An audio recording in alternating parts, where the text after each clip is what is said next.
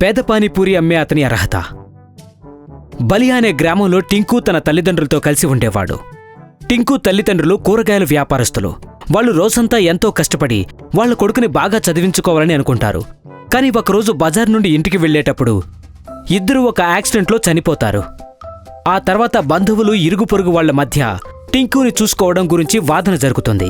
టింకు ఇంటి పక్కనుండే మోహన్ ఇలా అంటాడు, పాపం టింకు, తన తల్లిదండ్రులు పోయారు.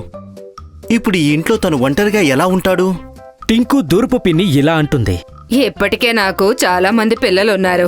ఈ పేదరికంలో మరొకరిని నేను ఎలా పెంచగలను? టింకు అత్తయ్య రీనా ఇలా అంటుంది, ఇంకా మా కుటుంబం కూడా చాలా పెద్దది. పైగా సంపాదించే వాళ్ళు మాత్రం ఒక్కళ్లే. నేను టింకుని చూసుకోవడం కుదరదు. కానీ టింకు అత్తయ్య మామయ్యల కుటుంబం చాలా చిన్నది కదా. వాళ్ళకి ఆర్థికంగా ఎటువంటి బాధలు కూడా లేవు. తను అక్కడ సంతోషంగా ఉండొచ్చు.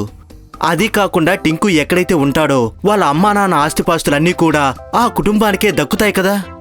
మావయ్య అంటాడు, మేము టింకుని తీసుకెళ్తాం.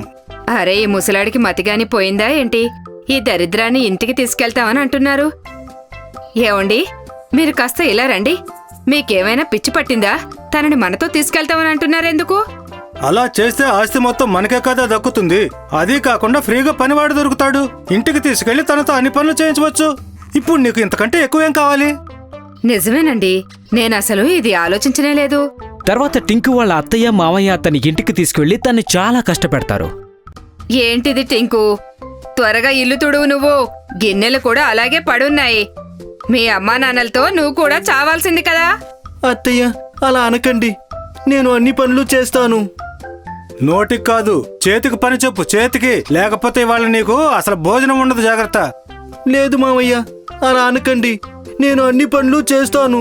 రాత్రికి అత్తయ్య, భోజనం పెట్టండి, చాలా ఆకలిగా ఉంది. అత్తయ్య టింకుకు అందరూ తినగా మిగిలిన కొంచెం అన్నమే పళ్ళెంలో పెడుతుంది. ఇదిగో తిను. చీ, నేను ఈ అన్నం తినను. నీకిచ్చింది నువ్వు నోరు మూసుకుని తిను, లేదంటే బయటికి వెళ్ళి పడుకో. ప్లీజ్ అత్తయ్య, నాకు మంచి భోజనం పెట్టండి. మీరు చెప్పిన పనులన్నిటిని నేను చేస్తూనే ఉన్నాను కదా. అత్తయ్య అన్నం తీసుకుని అక్కడి నుంచి వెళ్లిపోతుంది. కానీ ఇంకా మాట్లాడుతూనే ఉండు. వెళ్ళి ఆకలితో పడుకో.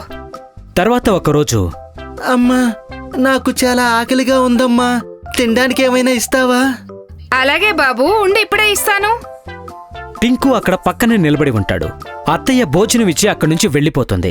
ఆ తర్వాత రోహన్ ఆ భోజనం పళ్ళని చేతుల నుండి కింద పడేస్తాడు. ఆ తర్వాత గట్టిగా ఏడుస్తాడు.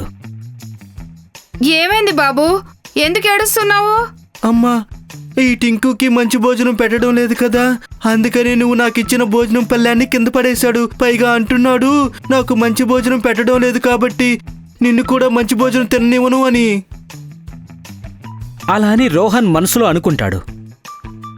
ఇప్పుడు చూస్తూ ఉండు, నీకు మా అమ్మతో ఎలా తిట్లు తినిపిస్తాను.